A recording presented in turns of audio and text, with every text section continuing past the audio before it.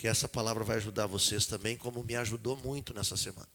Vamos orar, estendam as mãos. Obrigado, Senhor, realmente eu preciso de graça. Graça que vem de Ti, graça que vem através dos meus irmãos, através dessa imposição de mãos. Preciso fé, para que nada me atrapalhe, nem nada, Senhor. Nem as minhas debilidades, limitações. Muito pelo contrário, que o Teu Espírito flua naturalmente entre nós, para que esse princípio que Tu tem compartilhado no meu coração e Tu me fez ver com tanta clareza, um exemplo tão prático nessa semana, eu possa realmente ter graça em transmitir para os meus irmãos. Muito obrigado, Senhor, pela vida de cada um deles, em nome de Jesus. Amém. Antes de começar, eu também queria aqui, né, honrar nossos são-borgenses, é assim? Né, que estão nos visitando, já foram Santa Cruzenses, irmãos, agora estão em São Borja lá, né? Sejam muito bem-vindos entre nós. Aliás, casal muito conhecido aqui, né? Muito amado, né? Muito amado. Muitos irmãos aqui, honrar a vida de vocês, sejam muito bem-vindos entre nós. Depois de nascer, irmãos, vocês estão livres para dar não sei, para dar um ósculo de amor neles, dar um abraço, compartilhar a vida de Cristo. Amém? Quero te animar nisso aí. Vai ser uma bênção. Vamos abrir nossa Bíblia em Mateus capítulo 18, versículos 32 a 35. O tema que eu botei aqui é perdoar para ser perdoado. É o título da nossa, espero, breve meditação nessa noite. Perdoar para ser perdoado. Todo mundo já viu, creio que todos aqueles que uma vez leram a palavra, mais de uma vez, vocês devem ter lido esse texto, que está só em Mateus, né? É assim, bem específico assim, né? Então vamos lá.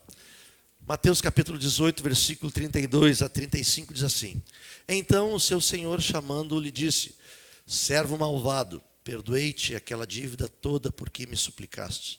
Não devias tu igualmente compadecer-te do teu conservo, como também eu me compadeci de ti? Indignando-se, o seu senhor o entregou aos verdugos, até que lhes pagasse toda a dívida. Assim também meu Pai Celeste vos fará, se do íntimo não perdoardes cada um a seu irmão. Essa parábola aqui ela é muito conhecida, ela conta a história, né? A parábola é um texto comparativo, para que a gente entenda o princípio da coisa. Um servo devia muito dinheiro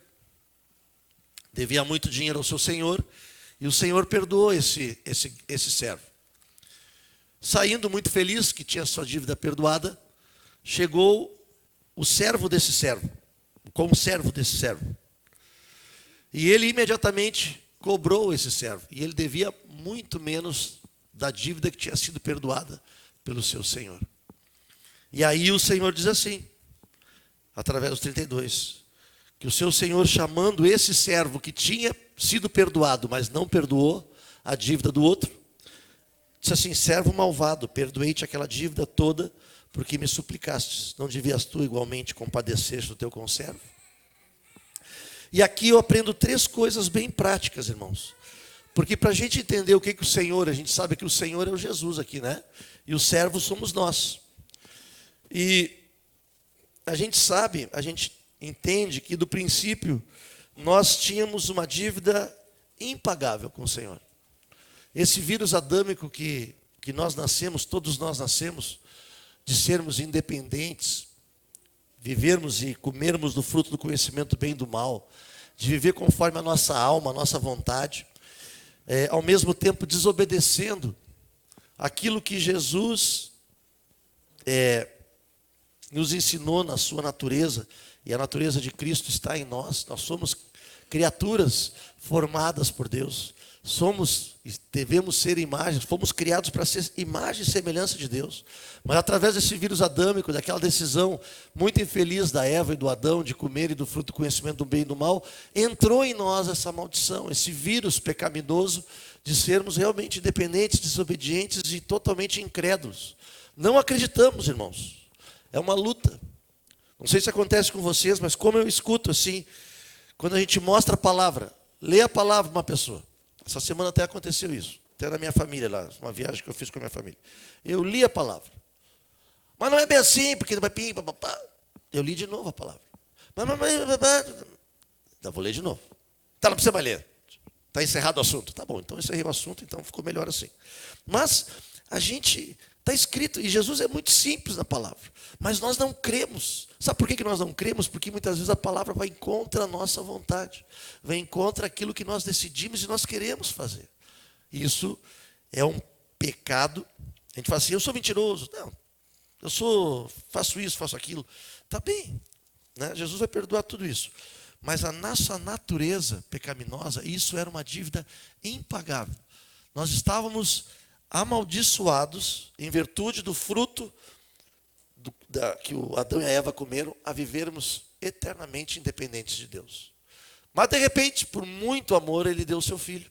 E lá ele se deu, como nós cantamos aqui. Ele obedeceu em tudo ao Pai. Ele não fez nada pela sua própria vontade. Ele morreu, no terceiro dia ressuscitou.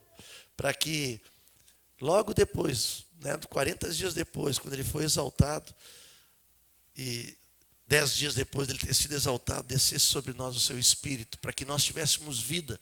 Nós que estávamos mortos, como diz a palavra, em nossos delitos e pecados.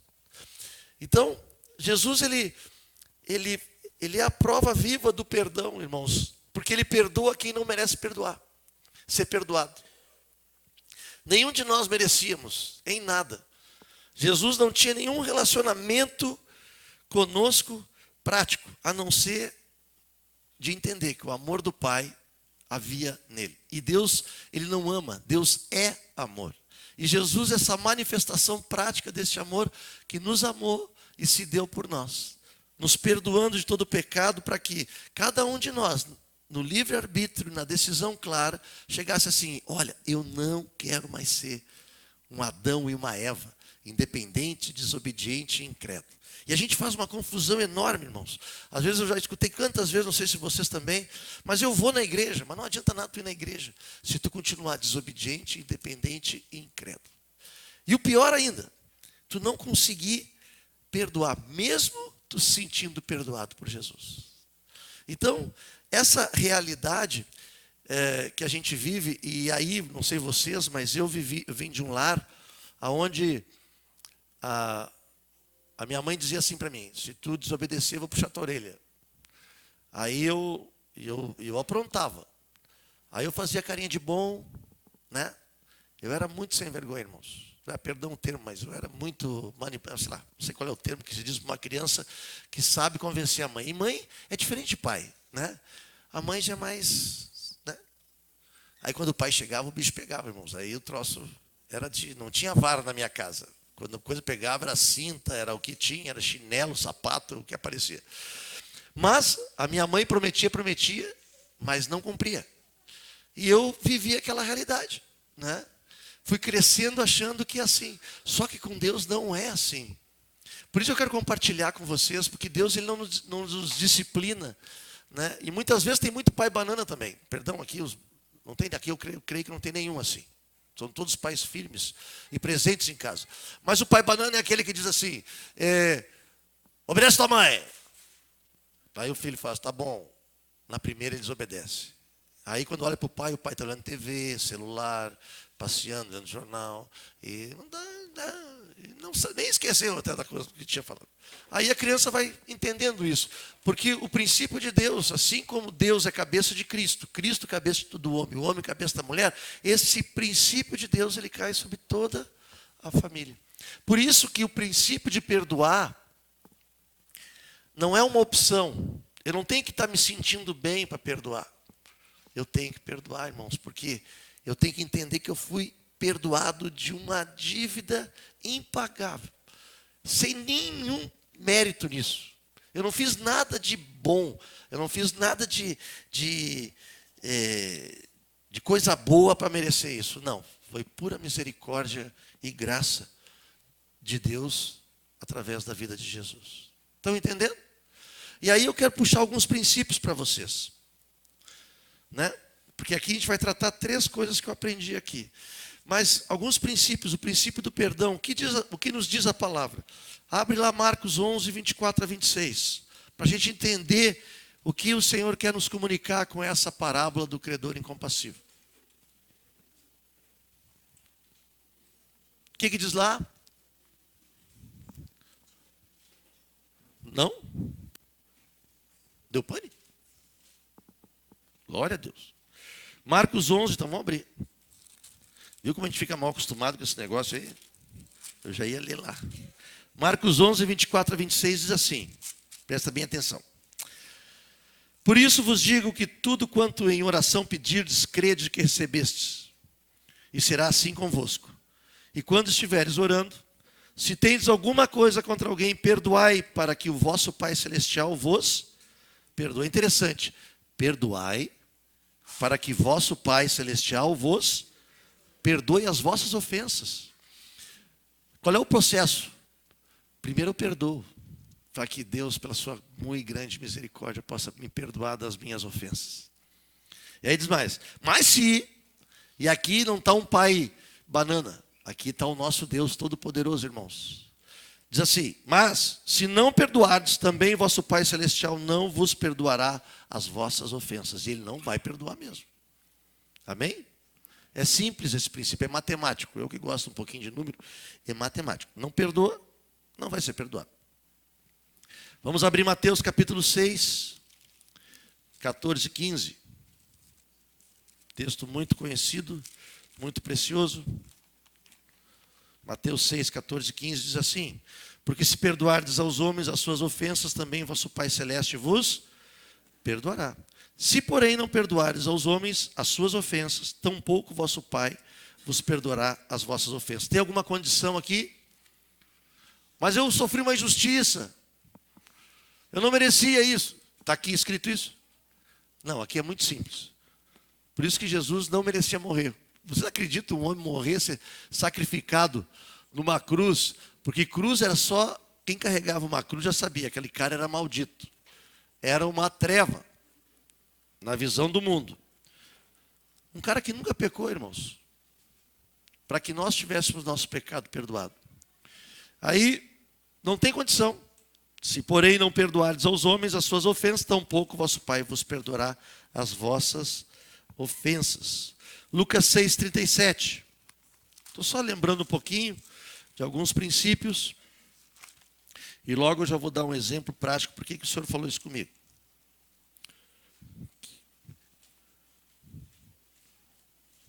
Não julgueis e não sereis julgados. Olha aí, já fala em julgamento. Não condeneis e não sereis. Perdoai e sereis. O que é mais fácil, irmãos? Nós perdoar ou julgar? Que bom, Débora. Aleluia. Que assim seja. Eis uma profeta entre nós, irmãos. É muito mais fácil perdoar do que julgar. O que vocês acham, irmãos? Eu olho uma situação, eu julgo ou eu perdoo? Eu julgo. Não sei vocês, né? Mas é mais fácil julgar. Eu vejo uma situação, eu julgo. E muitas vezes, quando está fora da palavra, tem que julgar mesmo. Não é julgar para trazer condenação, mas para trazer direção. Mas quando eu julgo com espírito crítico, por isso, quando eu não perdoo, não existe em mim um canal desse amor de Cristo para alcançar aquele que precisa ser perdoado. Amém? A oração do Pai Nosso, eu acho muito engraçado, né? Nos jogos, os times de futebol oram a oração do Pai Nosso bem alto. Vocês já viram isso, não? Tem tudo que é jogo. Para começar, ali no Pai Nosso, olha só, perdoa as nossas dívidas assim como temos perdoado os nossos devedores. Eles entram no campo querendo se matar na quadra. Louco para detonar o outro. Mas aqui diz, perdoa nossas dívidas assim como temos perdoado os nossos devedores. Então, irmãos, e não é o meu pai, é o pai que é nosso. Esse princípio é de um pai que é nosso. Eu não tenho como ser perdoado, né, se eu não perdoar. Então vamos entrar onde o Senhor, as três coisas que eu aprendi, vamos voltar lá para o texto de Mateus 18, 32 a 35. A primeira coisa que eu aprendo aqui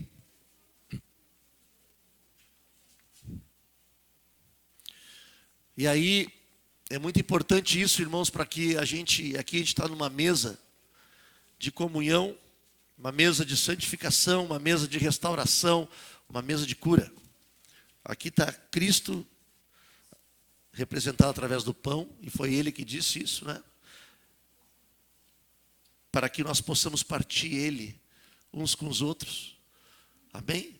A minha imperfeição, a minha incapacidade, ela vai ser completa pela capacidade de vocês. Nós precisamos uns dos outros como corpo. Mas também não é só isso. Aqui tem um vinho que representa uma aliança que é eterna. E Jesus mandou nós fazermos isso toda vez que nos reuníssemos, para que lembrássemos em memória dessa obra que Ele fez por nós.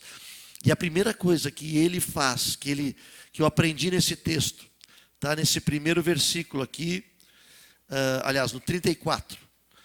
O servo que não perdoa, ele é entregue à tortura. Ele diz assim no 34: indignando-se o seu senhor entregou aos verdugos, até que lhe pagasse toda a dívida. Verdugo, em várias traduções, eu não sei se tem alguma tradução aqui, eram carrascos, né? Em outras traduções são espíritos que transtornam. Na realidade são demônios que Deus permite. E a tortura aqui, para serem torturados, aqui no dicionário, significa agonia do corpo e da mente. Então nós vivemos uma tormenta constante na nossa mente, na nossa alma. Nós podemos até ir bem, profissionalmente, fisicamente, mas nossa mente vai sendo corroída por esse verdugo. E muitas vezes a nossa vida não consegue andar. A gente diz assim, mas o diabo está me atacando. O diabo não faz nada daquilo que o Senhor não permita.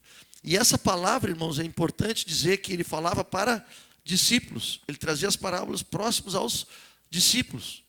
E essa palavra é para nós, igreja. Se nós, como igreja, não conseguimos perdoar assim como somos perdoados, nós vamos ser necessariamente entregues a esses espíritos atormentadores. Nossa vida vai virar uma tormenta, vai virar um transtorno. Por isso que não é pouco, olha, hoje nós estávamos lá no jogo, até apresentei para a Júlia lá, para o Diogo, uma mãe, e o pessoal me conhece como pastor, tal. E tinha bastante gente lá, irmãos, hoje tinha bastante gente, né? Quem foi lá? E aí, senta no lugar, senta no outro, pergunta. Olha, eu contei no mínimo 3 ou 4, 4 com certeza. Que precisam de ajuda. Precisam de ajuda, estão tomando remédio. Uma casou mal, a outra, o marido só detona o filho, o outro conta todas as histórias. Por quê, irmãos? Quando a gente come do fruto do conhecimento do bem e do mal. Isso é para incrédulo e é para crente, tá, irmãos? Para os dois. Comi a árvore do conhecimento do bem e do mal, que é boa, agradável e desejável.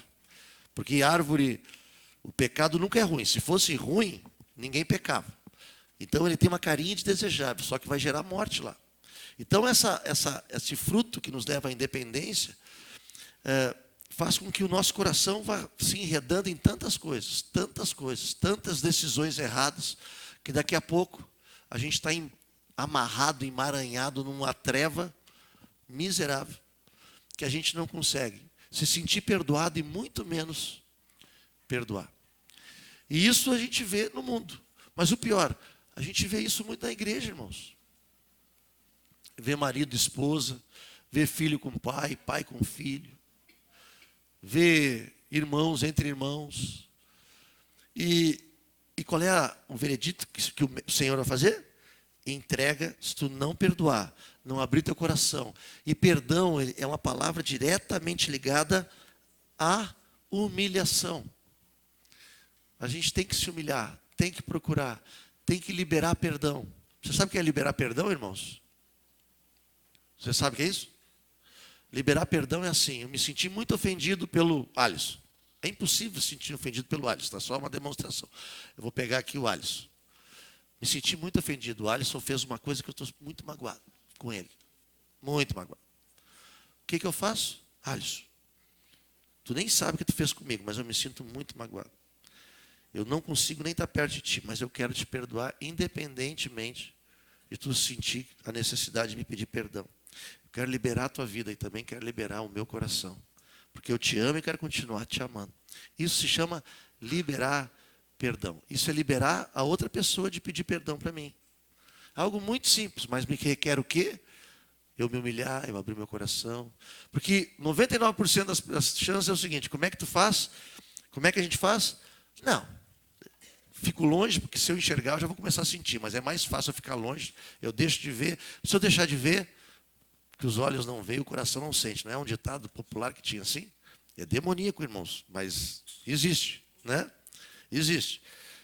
O que os olhos não veem, o coração não sente. Não, o coração tem que olhar, os olhos têm que olhar e o coração tem que sentir misericórdia, amor, porque eu só posso sentir isso porque antes disso tudo eu fui perdoado e amado pelo meu Senhor. Amém, irmãos?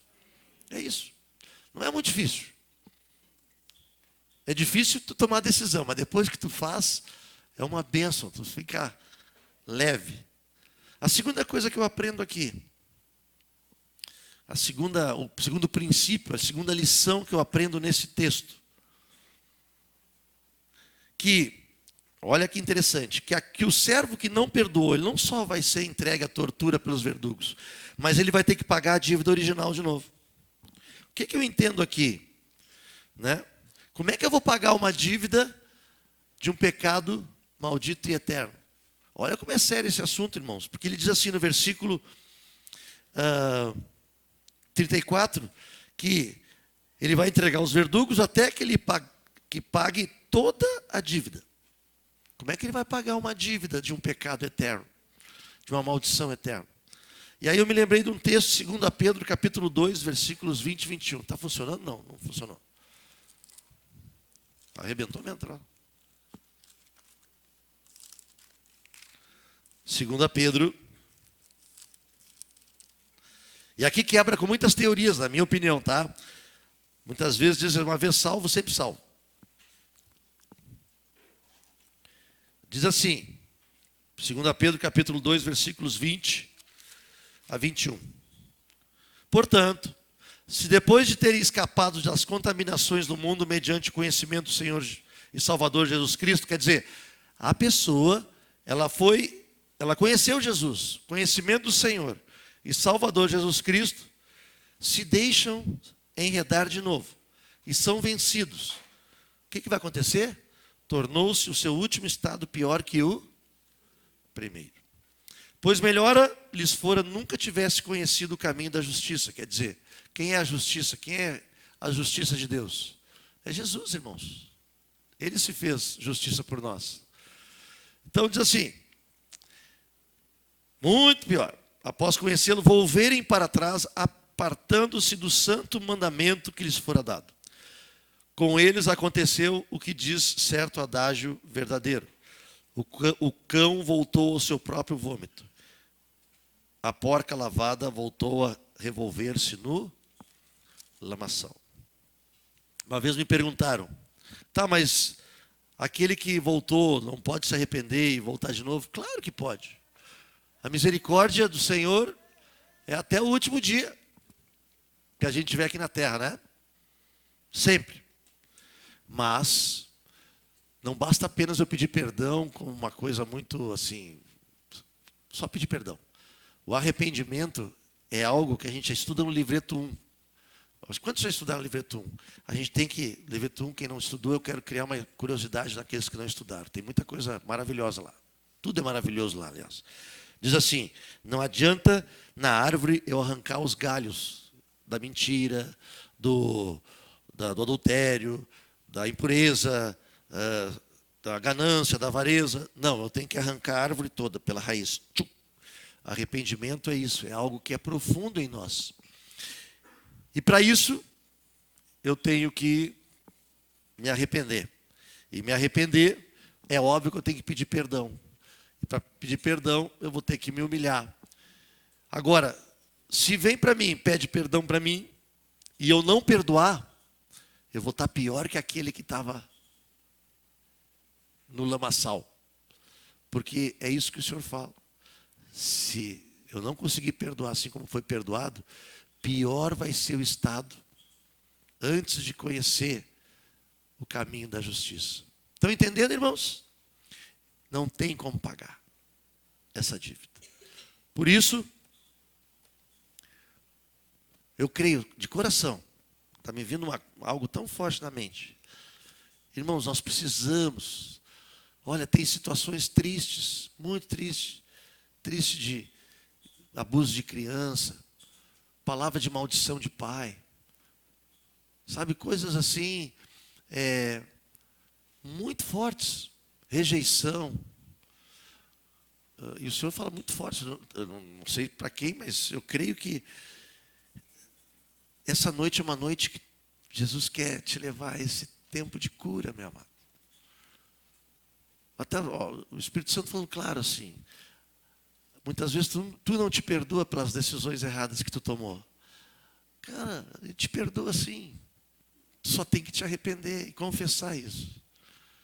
E perdoar. Mesmo sabendo que os teus olhos não vão ver esse resultado agora, imediato. Porque isso é um princípio de Deus, amados. É vida de Cristo em nós. Amém? Quanto mais Cristo, menos treva. Menos dor, menos tormento. Menos raiz de amargura. Outra coisa que eu aprendo, terceira coisa. A primeira foi que eu vou para a tortura pelos verdugos. A segunda é que eu vou ter que pagar a dívida. O terceiro princípio é que Deus vai fazer isto com qualquer aquele que recusar perdoar de todo o coração, não importa quanto foi magoado ou ofendido. Deus não é como nós. Aqui, se for pegar no texto de novo, assim também meu Pai Celeste vos fará. Não é o diabo que vai fazer, tá? Meu Pai Celeste vos fará, se do íntimo não perdoardes cada um do seu irmão. Amém? E como é que a gente manifesta isso com o irmão? Porque o irmão é o corpo de Cristo, irmãos. Como é que eu posso ter rancor, amargura contra o meu irmão? Eu vou confessar para você, já tive muito isso. Vai dizer assim, é fácil? Claro que não é fácil. Porque eu tenho um coração ainda que precisa ser constantemente quebrantado, ainda é duro em tantas coisas. E a gente precisa constantemente se humilhar, se quebrantar, para que essa graça se manifeste entre nós. Mas eu não posso ficar com nenhum débito com meu irmão. Amém, irmãos? Mas ele te ofendeu e eu digo para vocês com experiência própria. As maiores tristezas que eu tive não foi no mundo. E olha que no mundo a gente teve tristeza já, hein? Muita tristeza. Mas as maiores decepções foi no reino. Foi no corpo de Cristo. Foi palavras de condenação, palavras assim. Pessoas que muitas vezes nós recebemos em nossa casa, nós abraçamos, amamos, né? Deixamos de fazer coisas para nós. Na nossa vida, deixei de priorizar muitas coisas. Aí vem um senso adâmico de justiça própria. Eu fui cuidar desse desgraçado, isso aí, só que olha que retribuição que eu tive. Aí o Espírito Santo ministra contigo, mas quem é tu para achar que tu fez alguma coisa? Tu só fez porque eu já fiz antes na tua vida, desgraçado. Não, Jesus não fala isso, né? Mas eu estou dizendo. Mas irmãos, a gente se enche de justiça própria, a gente acha que tudo que a gente fez foi maravilhoso. Tudo é sensacional. Ah, que maravilha, aquele lá devia ter feito diferente. Nada, não devia ter feito nada. A gente não fez nada daquilo que alguém já fez por nós. Se eu fosse colocar num livro, quanta gratidão eu tenho pelo Telmo, nós temos, né? Pelo Telmo e Heloísa. Quantas vezes que eu tive que pedir perdão para ele. Quantas vezes eu e a Mara tivemos que falar para ele.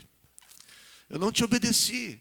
Se eu tivesse te escutado, nós tivéssemos praticado aquilo que tu nos ensinou, nossa vida seria totalmente diferente. Quantas vezes, irmãos? E sabe quantas vezes ele nos perdoou? Todas as vezes. Mais de 20 anos juntos. 20 anos juntos. Às vezes ele me liga segunda-feira. Oi, André. Tudo bem? Deus, tu não me ligou a semana passada. Aí ele olha as fotos, né? Ele mantém. Então, irmãos, Como é que eu vou deixar de amar alguém se eu sou tão amado? De forma clara, não é um amor espiritual. Jesus me ama, eu digo assim, como é bom o amor de Deus. É bom mesmo, mas ele se manifesta no meio do corpo, entre nós, aqui, um com o outro. Não é um negócio religioso que eu vou lá, não vejo ninguém, não falo com ninguém, não vivo com ninguém, né? Quero ficar sozinho, eu gosto de ficar sozinho, ter minha vida e tal. Não, irmãos, não é assim. Abre lá em 1 João 4,20. Hoje está bom, graças a Deus foi o Senhor que estourou esse computador aí. Hoje nós temos que abrir a Bíblia, irmãos. Como é bom ouvir as folhinhas batendo assim.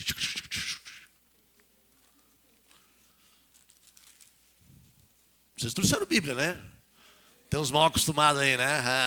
Olha o sol ali, né? No telinho, né? Tá certo. 1 João 4,20.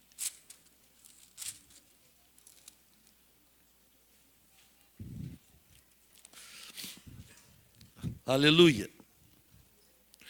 Se alguém disser, amo a Deus, e odiar a seu irmão, o que ele é, irmãos? Vamos dizer junto aí? Tá, sem convicção. O que ele é mesmo? É mentiroso. Pois aquele que não ama seu irmão, a quem vê, não pode amar a Deus a quem não vê. Amém?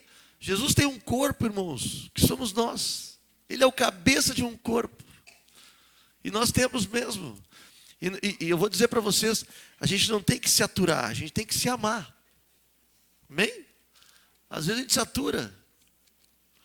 Quer dizer o quê? Eu sou obrigado a estar contigo mesmo?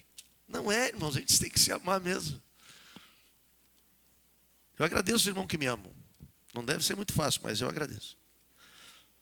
Por quê? No 21, ora, temos da parte dele este mandamento, que aquele que ama a Deus, ame também o seu irmão. Amém? E agora eu quero compartilhar esse testemunho, porque que Deus me deu essa palavra, eu fui para a gente chegar à conclusão e poder ir para a prática. Eu tive quinta e sexta, eu fui a Porto Lucena. Quantos conhecem Porto Lucena, que já ouviram falar em Porto Lucena? Aí, levanta a mão. Aí só 3 mãozinhas. Porto Lucena é uma cidade que fica no norte, né? É norte ou noroeste lá? Norte, né? Do lado de Porto Xavier. O que é? Noroeste. Irmãos, pensa numa cidade longe. Mais longe que Porto Lucena, só São Borja, eu acho. O negócio é longe. É longe. Meu pai, minha mãe, meu pai foram convidados para receber uma placa lá da prefeitura, do prefeito e do vice, em homenagem a ex-prefeitos. O meu avô, ele, no tempo que o governo era militar, ele foi... Todas as cidades que eram fronteira com a Argentina, Uruguai, eram zonas de segurança. E o meu avô foi destacado lá em 1969 para ser prefeito e organizar a cidade. E lá ficou até 1975. E eu me lembro quando eu tinha 7 anos, 8 anos, eu nasci em 66, até o ano que ele saiu, eu tenho memórias afetivas do lugar, um lugar que eu me lembro muito quente, né? Quem conhece, muito quente, mas tem um rio lindo demais. Né? Eu estava, um parênteses, lá, sabe como é que eles pescam, irmãos? Tem uns viveiros, não sei, umas caixas no meio, assim, no meio do rio. Aí eu me lembro, eu até conferi isso, os pescadores iam, tiravam, puxavam o peixe. Peixe não é peixinho desses que tem no açude, aqui, esses peixinhos, chupa-cabra aqui, esses pequenininhos aqui. Era peixão, irmãos. Eram uns negócios. Não era dourado, pintado, tudo. E a gente comia ali, né? Assava ali. Eu tenho muito essa memória.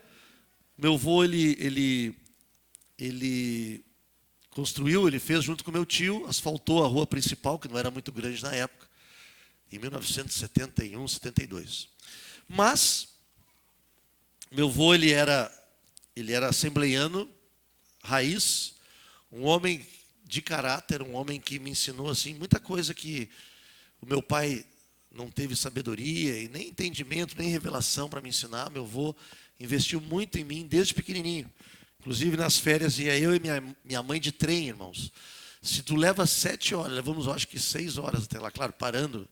Meu pai e minha mãe, tu imagina de trem. O trem era longe o negócio. Pegava em Rio Pardo, ia até Santa Rosa, e Santa Rosa a gente pegava, nem me lembro o que a gente pegava para chegar até Porto Lucena. Era um Fuquinha azul que ele tinha. Pó que não era uma coisa louca. Hoje é tudo asfaltado, hoje o negócio é primeiro mundo. Mas o que aconteceu com meu avô?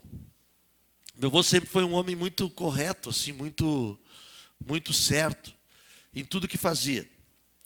E nós entendíamos como família isso. Mas o meu avô, ele foi assim duramente atacado pela oposição na época. E esse ataque que teve, fizeram uma passeata, a minha mãe e minha avó contavam isso, contavam que fizeram uma passeata pedindo a saída dele. E isso acarretou emocionalmente para ele, já que ele tinha um relacionamento assim, ele era muito de conversar, até com a oposição, com os inimigos e tal. Acarretou um infarte fulminante que ele tinha. Então, o meu avô viveu de 75 até 15 anos, Mara? Até 91, com 1/4 do coração. Era um milagre, meu avô era um milagre. Meu avô era para ter morrido. Mas a minha família, toda a minha família, principalmente a minha mãe nunca tinha voltado a Porto Lucena, nem meu pai, porque na cabeça deles, na cabeça da minha mãe, ali foi o motivo dessa injustiça que foi feita na vida do meu avô. E ela foi muito reticente com essa posição. Para que eu vou lá? Vou fazer o quê? Ela dizia, né, o pai só morreu por causa disso, por causa desse ataque e tal. O coração cheio de amargura, cheio de rancor. Mas meu pai convenceu ela que era para honrar, né? Era para abrir uma placa para ir lá, entregar uma placa pessoal e abrir um quadro, um pôster, uma foto do ex-prefeito, e queria homenageá-lo como foi o homem que colocou o asfalto em Porto Lucena e tal. Tá, decidiram ir. Só que meu pai não consegue dirigir mais. Daí me falaram para mim ir, eu prontamente me prontifiquei. Chegando lá, Porto Lucena, nós ficamos numa pousada polaca. A pousada polaca, irmãos, é um negócio sensacional. Sensacional. City Lau é hotel resort. É um resort. Mas vamos jantar no centro de Porto Lucena. Tem uma praça, prefeitura, uma caixa d'água, uma rua principal que se chama Rua Argentina.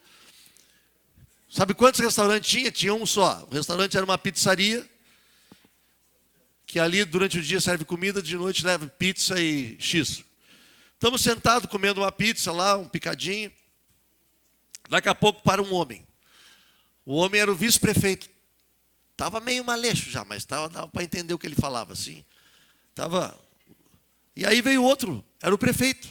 O prefeito e vice tomando uma cervejinha no negócio. Daí sentaram ali, olha, né, ele educadamente falou assim, olha, eu vi que vocês não são daqui, vocês são da onde? Não, nós somos da família do Zoé. E papapá. Irmãos, ali começou, o cara falava merda. Mas quando ele falou assim, a minha mãe falou, eu sou a filha do Zoé, olha, eu creio que só pode ter sido espiritual. O cara sentou, começou a chorar. E eu não entendi nada daquilo ali. Começou a compartilhar as histórias do meu avô e da minha avó. Ele era filho, o vice-prefeito era filho do homem que foi o principal adversário do meu avô, que foi o causador das acusações, que não eram verdadeiras, na vida do meu avô. E ele começou a testemunhar uma coisa muito que nós não sabíamos. A irmã dele, quando casou em Porto Alegre, a família ficou muito quebrantada, muito transtornada, assim, num bom sentido, porque a minha avó e o meu avô foram no casamento, mesmo não sendo convidados. Eles chegaram lá, a filha entrou, eles casaram na igreja Wesley, ali perto da Protásio Alves. Quando eles entram, quem eles olham? Meu avô e minha avó, no último banco, foram lá cumprimentar, porque eles tinham uma amizade pela menina, era pequenininha. E aquilo ali impactou eles. Porque na cabeça deles, jamais uma pessoa que tinha sido extremamente acusada, né? E eles sabiam que tinham sido injustiçados porque eles queriam assumir a prefeitura, poderia estar lá, dando um abraço no casamento da filha. E esse homem chorava, irmãos, chorava. E eu não sabia mais, eu ali naquele lugar não sabia mais o que fazer, né? E a minha mãe não entendia muito o que estava acontecendo. E aí ele começou a contar as histórias, que ele falava que o pai dele acabou morrendo quando ele foi prefeito.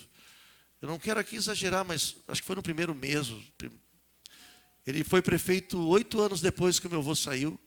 Ele acabou se acidentando de carro e acabou falecendo. E esse vice-prefeito estava lá, e era um rapaz, estava no carro. E ele comentava que o pai sempre dizia: olha, eu não consigo viver bem com o que eu fiz com o Capitão Zoé. Ele era conhecido como Capitão Zoé. E aquela ida do pai e da mãe nossa ali foi uma libertação para aquele homem.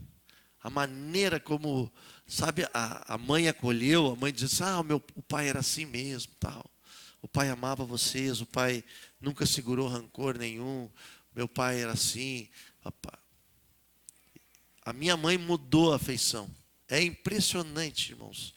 Ela já saiu assim numa alegria. Assim, a gente foi para a posada lá.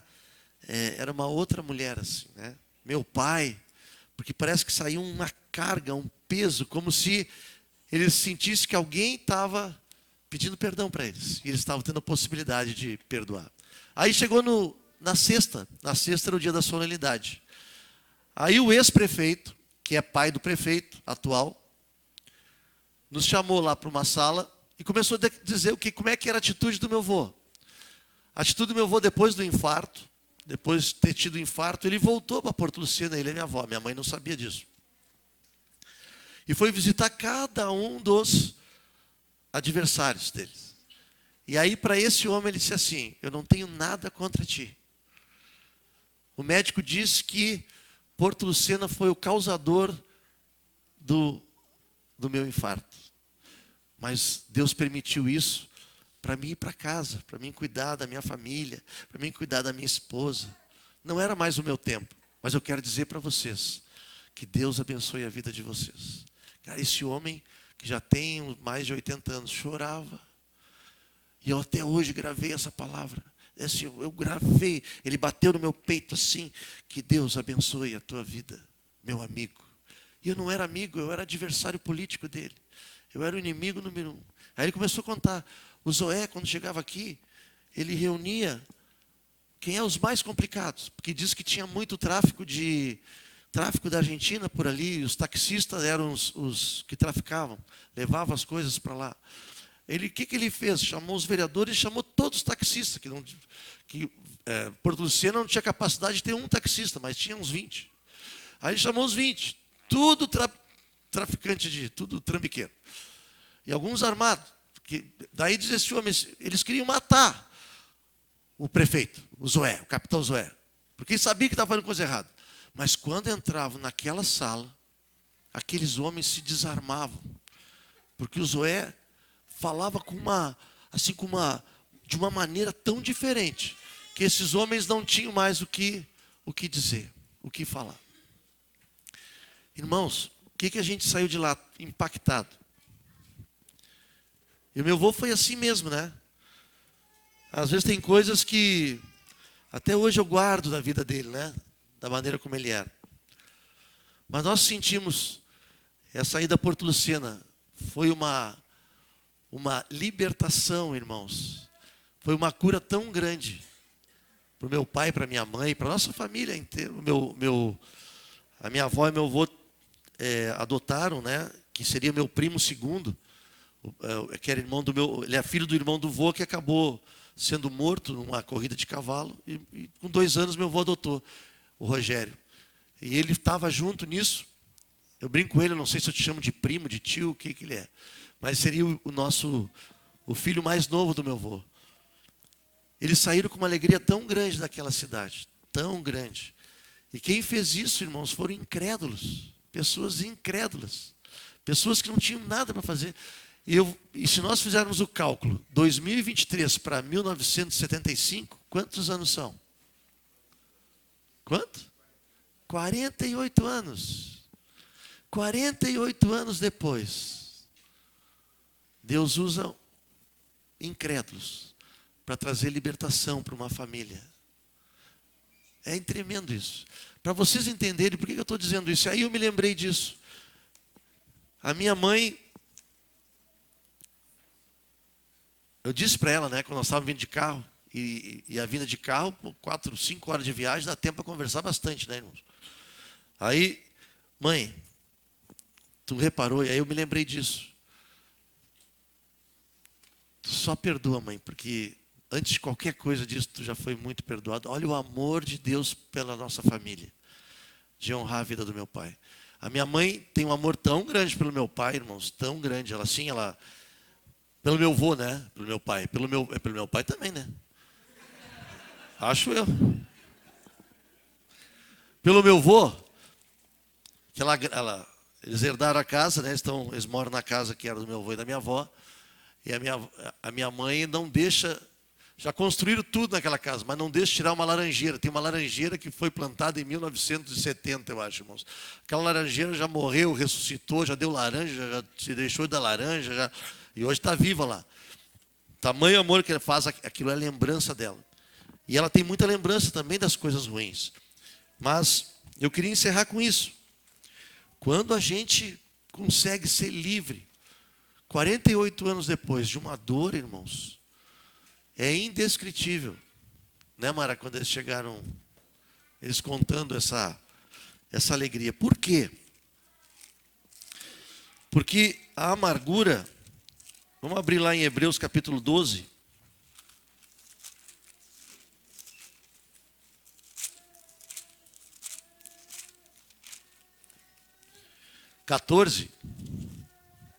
E aí tem muito a ver com esse texto aqui, né? Que nós lemos. Se nós não perdoamos, vamos ser entregue por Deus aos verdugos.